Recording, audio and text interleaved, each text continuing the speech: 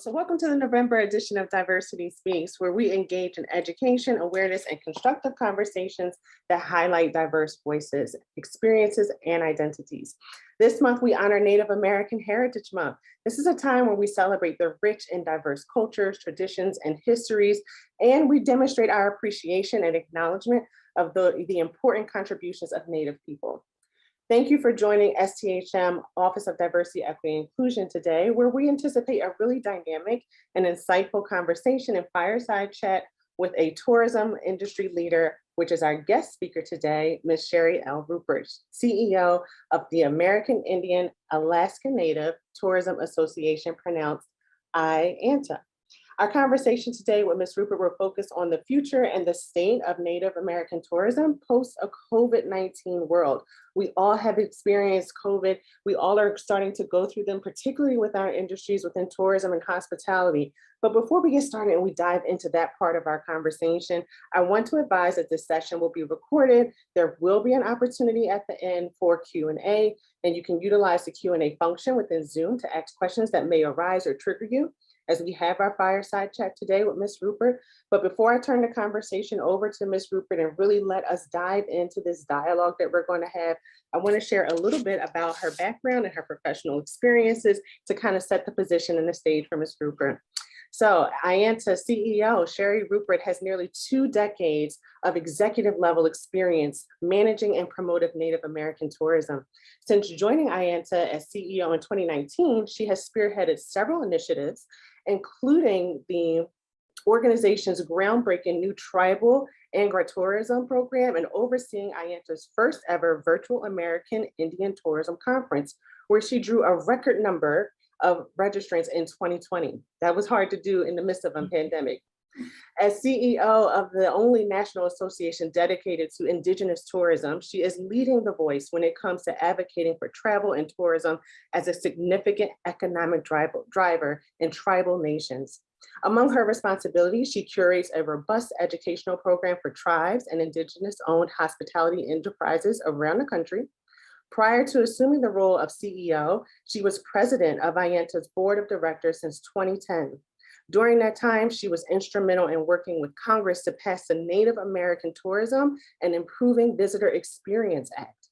Rupert was formerly the executive director of the State of Nevada Indian Commission, where she reported directly to the governor of Nevada to serve as liaison to the state's 27 tribes, bands, and colonies.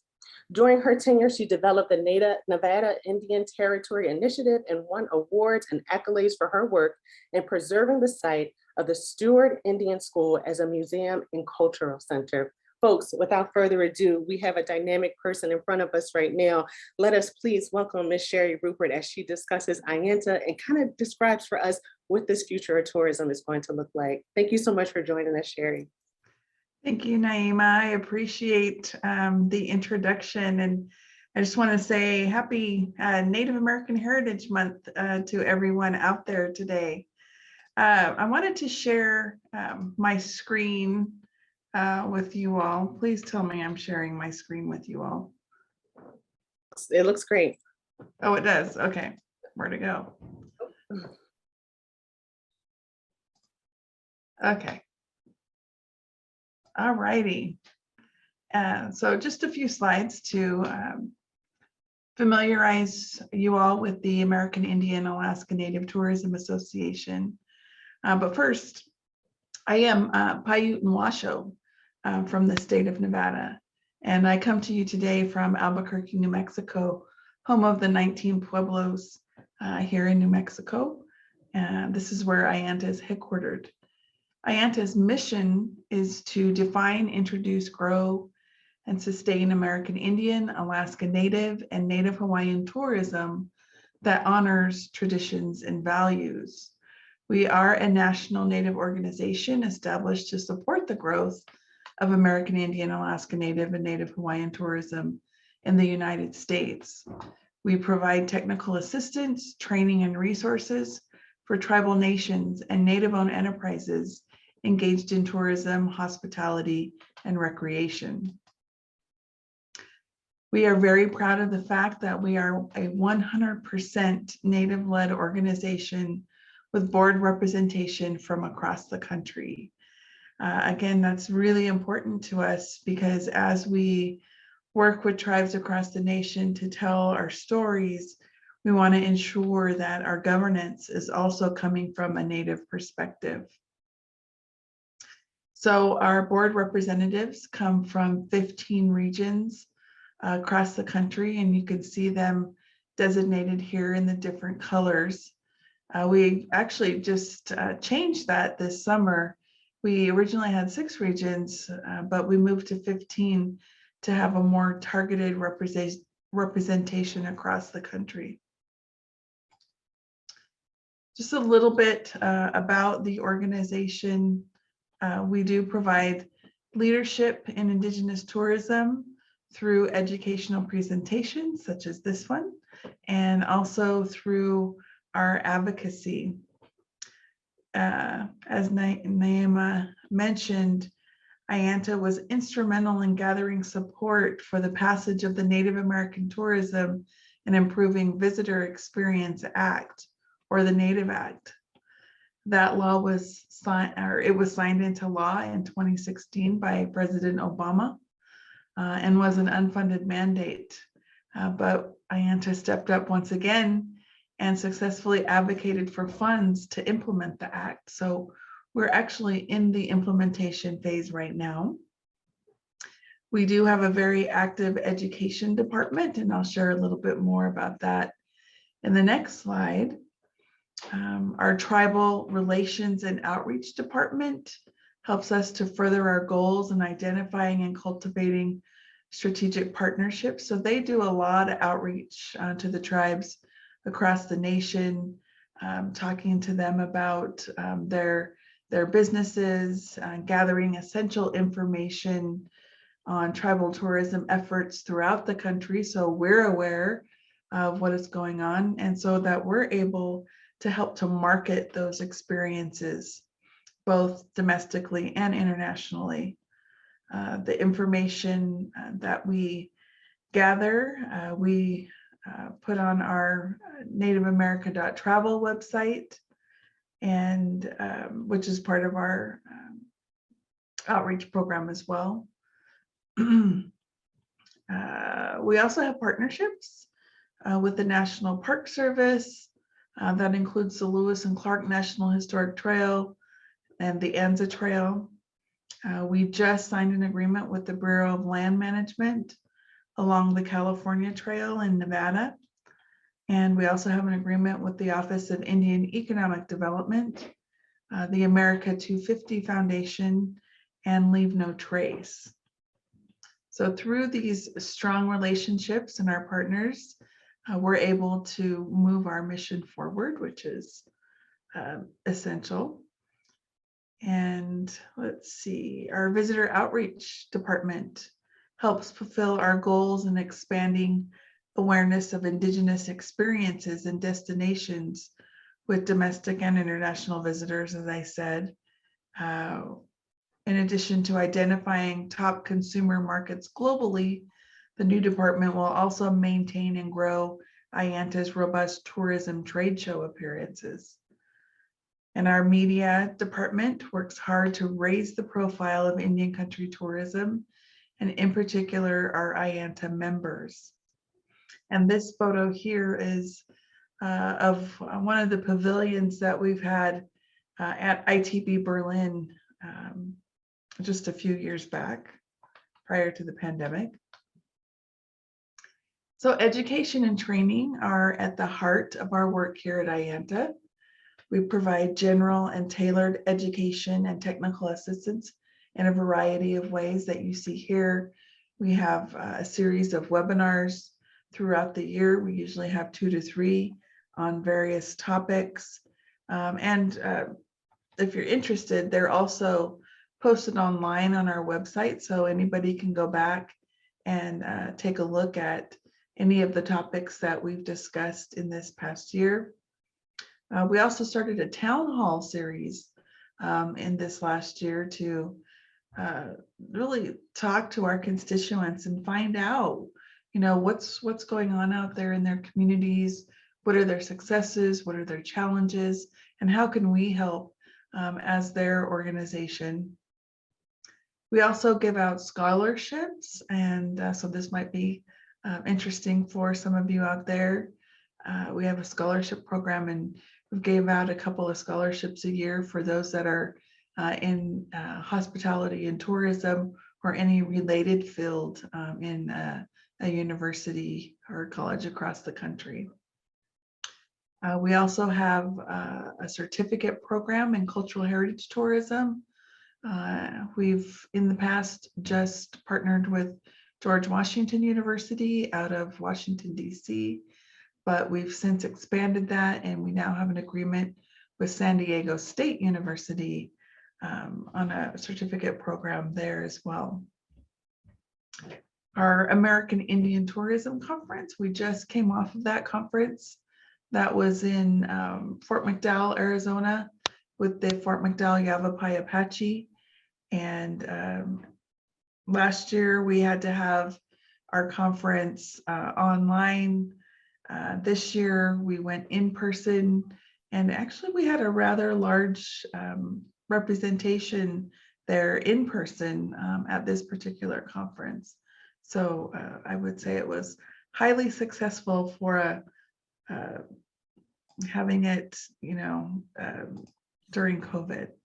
So I'll stop there with the slides, and we can start the discussion. I'm going to use a few slides throughout the discussion just to help me to convey some of our answers. But Wonderful. Naima, I'll turn it back over to you. Thank you. Wonderful. Thank you so much, Sherry, for that background. You talked a little bit in the previous slides about the mission of IANTA. Could you talk a little bit about how that mission has incorporated your role or associated your role? What is it that your work is doing within your role as CEO to help advance and carry out that mission? So my role as CEO here at IANTA is really to oversee the operations, but also to provide a vision of where we're going to be going as an organization in these next few years, and with input from my board, of course, that 15-member board that I was talking about earlier. And I keep an eye on everything. Our Tribal Relations and Outreach Department really does a great job of reaching out to the 574 federally recognized tribes across the country. There are many more state recognized tribes, and there are also our Native Hawaiians out of Hawaii that we work very closely with. And so we're always kind of keeping the pulse on what's going on out there. And we utilize that information to be able to tailor our trainings and technical assistance across the country. Okay. And when you talk about IANTA and you talk about the education, I certainly didn't know that there were over 500 nationally recognized tribes within our country. This is a sector of the industry that I am assuming, and you can correct me if I'm wrong, that is not always regularly exposed to the world of tourism. Can you talk to us a little bit about how rich this sector of cultural tourism actually is, and maybe even if you could, what you wish folks knew more about this sector of the industry to bring more awareness? So I'm going to just go back here. So we take a look at the United States here. And so yes, 574 federally recognized tribes all across the country. And I think you're right. I think that, a lot of people don't know that there's that many tribes across the country. Our history, of course, is not widely taught in public schools, unfortunately. And, many tribes, many states are trying to change that across the country, make it required for students in public school systems to learn about the tribes in their states. And so that's a big part of what I've done, even prior to becoming CEO here at IANTA as the executive director of the state of Nevada's Indian Commission, to let people know that in Nevada, there's more than Las Vegas, and there's more than, gentlemen's clubs and casinos, and that there are 27 federally recognized tribes with sovereign governments, unique cultures and language, and beautiful landscapes and people and cultures to be experienced. And I think, that we're, because of COVID, I think that's opened up a lot of doors for Indian country, because, when people were moving away from the big cities with all of the people and the population, they turned to rural outdoor recreation. And I think that Indian country was very well positioned for that, because many of our communities are in the rural areas of this country.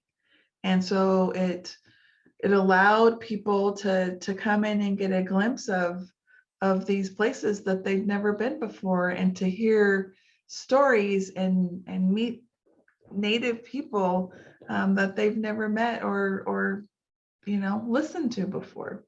Yeah, for sure. So as we kind of think through and talk through actually what this realm of tourism has looked like during COVID and now even post-COVID, in most tourism industries and hospitality industries, the pandemic had an unprecedented economic impact on the travel and tourism industries.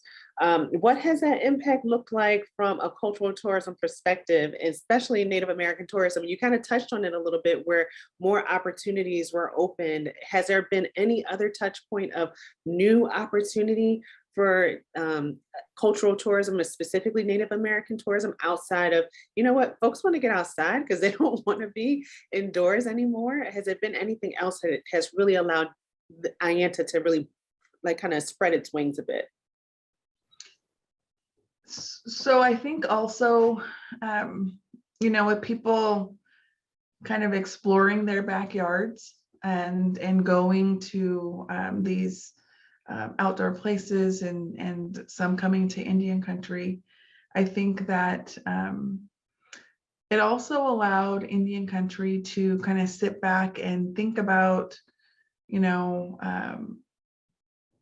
their business models, and how they're going to, what are the types of things that they're going to share, and how are they going to share that with the traveling public. One of the things that they noticed was that, okay, yes, more people are coming, and we may not be ready for that. And, also seeing that when people come, there is an impact to the land, there is an impact to their resources. And so that led IANTA to build relationships with others that we had not even thought about. So for example, Leave No Trace. Tribes were telling us that, people were coming in droves to their outdoor places, and leaving behind their trash, and tagging their tufa rock formations, and those kind of negative impacts. And so I decided to talk with Leave No Trace, because they have 7 pillars, and their 7 pillars align with our value system as Native people. So for example, when you come to Indian country, there's an expectation that you should leave the land the way it was, or even better, after you come, and not leave trash behind, not pick up rocks and things like that just need to be left alone. You go there and you see and you experience and you listen to the stories and you learn but you don't take anything away from it, right? Because when other people come to experience those places, you want them to be able to see those same petroglyphs and have those same experiences that you had, those learning experiences. And so that's when we partnered up with Leave No Trace. And so we're working on a campaign with them to where we're kind of indigenizing their pillars and going to do a marketing campaign and really kind of educate people before they even get to Indian country, before they get to our indigenous experiences. So that way, once they get there, everybody's having a great time and all expectations are met, both on the visitor side and on the supplier side, so on the tribal side. You know, as you talk through this experience, and I personally have never been on a Native American tour, but it sounds like that it's something that is educational, spiritual, emotional, like a lot of things that you might actually feel when you're being curated through almost a museum of artifacts and things that are so important to the culture or identity of the individuals that you are researching. So I'm really curious, has this been difficult? And I know I'm kind of letting this conversation evolve a little more organically, but has this been difficult, this new level of educating folks on how to engage with this type of tourism? Or do folks kind of see it as, you know what, we're going to take a tour and we're just going to look at the landscape and we engage with it a little bit differently than we do something that we would respect and that we would honor and that we would really try to educate ourselves and understand? I'm curious about that from your perspective anyway. Can you repeat Sure. the question? Sure. Just really curious if this way that you're educating folks to engage with this unique sector of tourism, because, Mhm. and again, from my perspective, just hearing you talk, it sounds like it's something that's educational plus spiritual a bit and Right. emotional. And to me, this is a different type of engagement within tourism. And has that been challenging, trying to educate the general population to interact in a different way with this element of tourism and how to engage and respect this sector and how you engage with this type of cultural tourism? Yeah, definitely here, in this country, we as a sector have been attracting international markets for years. Mhm. And I think the international markets get it. When I go over there and I talk to them or they come to Indian country, they have a reverence, they have a respect for our native people and our culture. And so when they come over, they've already educated themselves about who we are as a people. In fact, some countries like Germany, for example, may even know more about our culture than some of our own people. I mean, they just do so much research. And so when they come to Indian country, they know how to act and what to expect. I think it's our own people sometimes here in this own country that don't know a lot about us as Native people. We really struggle with educating them, and so we're hoping with our new partnerships that we have, and really the renewed or new awareness of Indian country through COVID. I mean, there's a lot in the news about the Navajo Nation and not having running water and not having electricity, and our Native people not having the health care that other people have across this country. I think there was a lot of awareness brought to light during this whole COVID-19. And so, and then also with Deb Haaland being named the first Native American to the post of the Secretary of the Interior, and now Mr. Sams being named as the first director of the National Park Service in this country. So I think that all of these things happening and these Native people being elevated to these higher positions has brought an awareness to Indian country. And I think that's only going to help us to be able to get that word out about, our protocols for visitation when people come to our homelands. Yeah, absolutely. And like you said earlier in your conversation, that education that is missing within our school system. So you all are probably doing a lot of heavy lifting when it comes to educating the entire nation in regards to this specific sector of cultural tourism and diversity. Let me ask you, so knowing this impact that that IANTA has had, knowing the impact that COVID has had on the tourism industry, from your lens, what does the future of tourism look like? And how do we continue to bring more awareness to around these unique sectors of tourism, in addition to partnerships and leave no trail behind and the things that you've already mentioned already? Is there anything else that you can think that is really going to drive this future of tourism and how we engage with tourism post-COVID? So I'm trying to put up some more slides here. Sure. Let's see, share my screen.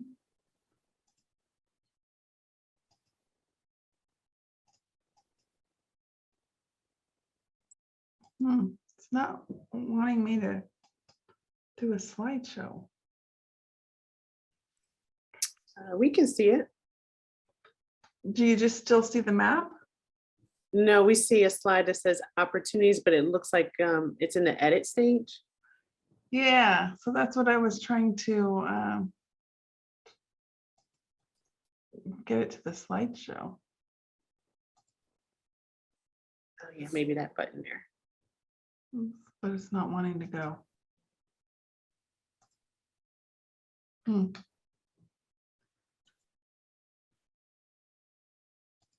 Well, while you think through that one, and we can, oh, I think something else just popped up again.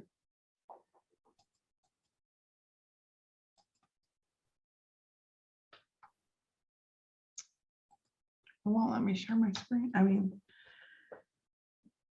we could see the slide itself, but it was still in that, edit phase. But I'm really curious from your perspective, even if you don't necessarily have all of the facts or a slide to substantiate this thinking, what you really feel like this future of tourism is going to look like post-COVID. well, so as I said before, during COVID, many of the Native-owned businesses have had an opportunity to rethink, how they want to do business. And I think a lot of it, because of the impact, I think we're going to see smaller group tours to Indian country instead of the big, 100, 150 people showing up on coaches type thing. I think the group tours are going to be smaller and more intimate, and which I think is a better learning experience anyway, because you can be in a smaller group like that, you can be one-on-one with your native tour guide, or if they bring some dancers or singers in, you can have the opportunity to talk to those people, those performers, and talk to them about their regalia, how it was made, what it means, those types of things. So I think that with those smaller groups, those types of experiences can be more transformational for people as well. And so I think that's going to be a big change for, I would say probably for most tourists, but definitely for Indian country. Absolutely. And those transformational experiences that come out of this sector of tourism, and probably other cultural tourism aspects too, what is some of the things that you hope that folks, at least like some key takeaways that they walk away with when they experience Indian country, or at least some of the things that you all strive to hope that, you know what, we hope that the public takes this one thing away or these few things away? Well, I think one of the things that I'd like to see is kind of an understanding of the deep connection that Native people have with the land around them. You know, we've always known that, you know, it's just not dirt and trees out there. Oftentimes, when I travel with people, they'll be like, you know, this is a desert. I don't know how anybody can live out here. It's so ugly out here. And, you know, but if you take a look at the land, you'll notice that these bushes here are Indian tea, which our people use for medicinal purposes. So much like we now have Advil and aspirin, we utilized those bushes, the ephedrine in that particular tea, as medicinal for our people. And so I think there's you know, a lot to be learned, you know, from our people that that's not easily seen from one perspective. Mhm. And so we're learning from each other. We're learning the culture. We're learning the resources. We're learning the way that one has lived off of the land. And so I think just to understand that there's that deep connection between our people and the land in which they live, and how the land provided for them. And then also that we're still here as a people. I oftentimes hear Native people referred to in the past. Oh yeah, there were tribes here at one time. I remember standing in the National Museum of the American Indian in Washington, D.C. when it first opened. And I was standing behind this little girl and her mom, and this little girl was asking questions. They were non-Native. And she was saying, Mommy, are there any Indians anymore? Like, are there any left? And her mom said, No, honey, I don't think so.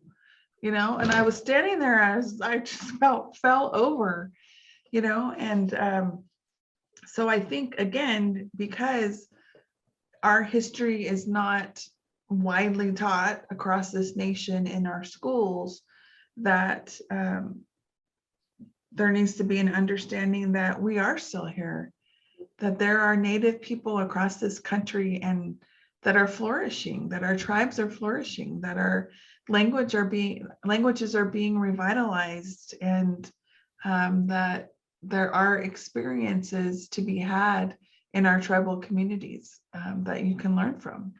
Yeah, it's certainly a culture that I think personally is under publicized in our society, and we need to have more education around it, like what you all are doing at IAN to help with this miseducation, such as the parent with the little girl, this miseducation about the existence and the value and the added contributions of Native individuals and Indigenous people. We do have a question in the chat if you're open to it. Christopher asks, I just learned that it's over 500 tribes. So that was new information to Christopher. Do you happen to just know a few tribes that may have been around the longest?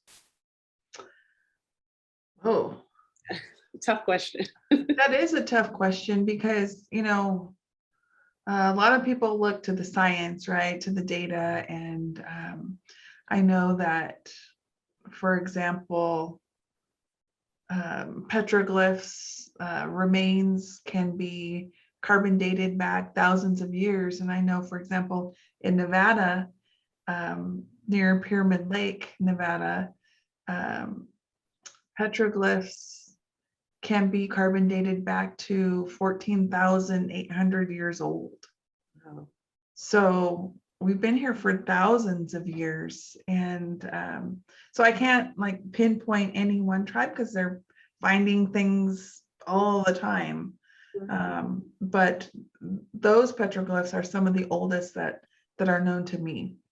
Absolutely. And, in recognition of this being Native American Heritage Month, what opportunities could you share that are available right now from IANTA that our public or our students or anyone watching might be able to tap into to further their education post this conversation today? So what I would suggest, because we do have so many tribes across the country that are that have different activities going on this particular month. We've tried to capture some of that on our website. So if you go to ianta.org and you go to our resources page, there should be information there. And then I would also suggest going to nativeamerica.travel. We have really, during this time of COVID, done a lot of outreach to tribes and have actually been able to increase our listings by 60% over the last year and a half, with information on tribes and the different experiences that you can have. Many of the tribes have put some of their histories also on that particular website. So I think those are two really great resources. I know for New Mexico, the Indian Pueblo Cultural Center has their website, and they've been doing events like weekly out here, again, educating the public on the 19 Pueblos and 2 tribes here in the state of New Mexico. Awesome. Thank you, Sherry. We have another question from our audience. This might be a tricky one too. But do you happen to know some of the longest existing languages or native languages among Native Americans, and how programs, maybe in your opinion, can help to revitalize these linguistics so that more folks can become educated in speaking them again? Mhm. So again, yeah, that's kind of along the same lines as the oldest tribe, because many of the tribes across the nation have their own languages. And so again, each one is different. It may be the same language with a different dialect. And so many of the tribes across the nation do have language revitalization programs. And I know that the federal government, the American Rescue Plan Act funds can be utilized for that purpose as well. And they've been really supportive of the native languages. In fact, I just heard the Secretary of Interior, Deb Haaland, talk about that last week with tribal leaders during their Tribal Leader Week. And so she talked about the importance of language and the importance of federal dollars to support that. And don't really have an answer for the oldest language, but just know that the tribes do covet their language speakers, their cultural guardians. And when COVID hit, that was one of the first things that our tribes did, was to close off their borders and quarantine their elders, because we didn't want them to pass away, because we do have very few language speakers. And so recording them as well is one of the things that the tribes are doing, trying to get it down in writing, the language. Some tribes are working with Rosetta Stone on, I think it was the Navajo Nation was saying that they're just finishing up their project with Rosetta Stone. So that way they can continue to teach their people. They do a really good job of teaching the Navajo language. So they also, some of the tribes have schools on their tribal lands. And so they start teaching the language from Head Start all the way up through, high school to teach the language. The Native Hawaiians have a program in Hawaii at the University of Hawaii, where they teach the Hawaiian language. They are also, they have kind of reclaimed the streets of Hawaii and have Hawaiian names now on there, on the street signs, so people can see the Hawaiian name. We're doing a project with the National Park Service on the Anza Trail, where we're working with tribes. We're working with a cartographer who is a citizen of the Potawatomi Nation, and she's creating a map for us along the Anza Trail. So place names of native tribal places along that Anza Trail, and putting those native place names on maps. That's really important, because our histories, our languages have never really been put down on paper, because they've been passed down instead orally through generations. And so now we're putting them down on paper. And so I think that will be helpful too.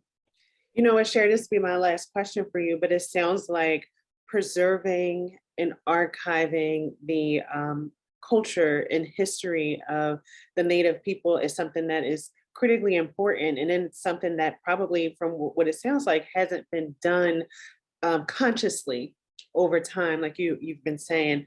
I'm really curious, as you talk about preserving this history and how important it is to keep that going, for education to happen, awareness to happen, getting federal funds so that you can have the funding that you need to help support these types of programs. If you had to say, over your years of experience of doing this and advocating for this really unique space that has, like I said, have been just simply under-recognized, what has been the most challenging aspect of your work in this advocacy space? I think just getting people to understand that are so far away from your perspective, so far away from your culture and your history. I think it's kind of finding that common ground, that common understanding, or providing the information to where the light bulb goes on, the seed has been planted for somebody in power, somebody that can make a decision, or somebody can, get you some money, get you some funding, to understand the value of what you're saying, the value of your culture, and why it's important. I think that's the hardest part. Mm-hmm. Mm-hmm. Yeah, helping others to recognize that value. Well, thank you, Sherry. I think this was an amazing conversation. Thank you for your time today. Dr. Blair, do you have any final thoughts that you'd like to share? No, this was fantastic, Sherry. I will just add that when we think about iconic folks in the industry, Philadelphia, Pennsylvania, I mean, we lost an icon in Chief Buffy Redfeather Brown last month. Real instrumental in a lot of the Convention and Visitor Bureau movement, was great representative. I believe her daughter is really trying to bring her legacy forward.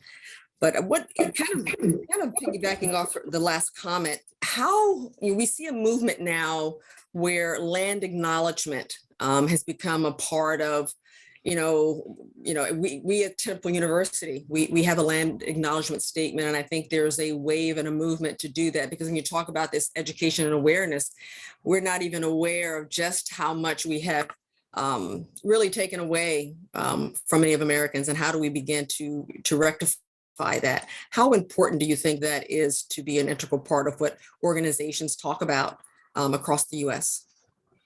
I think it's vitally important to acknowledge that, these places where you are were once native lands.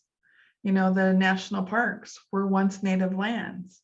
And I think that you cannot talk about tourism in this country without talking about the indigenous peoples of these lands. And so I think that any acknowledgement at the beginning of an event, a talk, a presentation, I think, like I said, is vital. When I went to Australia a few years back, they do, what do they call it? Welcome to country. And it's something that they do across their country. And they have the indigenous people there of that area welcome you to their country for all of their meetings that they have. And so I'd gone down for a meeting with to do a presentation for their US Chamber. And they did a welcome to country, and my husband came with me, and he's a dancer, and he wanted to do an eagle dance to let them know who we are as Native people. And they were doing an eagle dance too. And so we ended up kind of welcome to country from both countries, from the US and from Australia. And it was just amazing. And then how the music just came together. And we had people come up afterward and say, I've been to hundreds of welcome to countries, and this has been the best one because the two cultures came together. And, we're still friends with them to this day. And they've come to the US and they've come to our house, and we've given them tours and of Nevada when we were there. And it's just so important for people to understand, I think, especially in this country, that, if you're standing in Nevada, you're on the lands of the Washoe people. If you're here in New Mexico, you're on the lands of the 19 pueblos of New Mexico. And so I think it's vital, and I think that it should be adopted across this country. Thank you, Sherry. That was wonderful. I mean, this session was so educational in just a 45-minute time period. I think we're all walking away with information that we did not come into this dialogue with. And because of the rich knowledge that you've been able to share with us, I think we walk away with a greater appreciation for the Native American history, culture, and heritage within this country. So thank you so much for your time today. Thank you so much for engaging in this conversation. Thank you for sharing the resources, folks. We put the website in the chat for those who attended and wanted to participate in furthering their education post today's dialogue.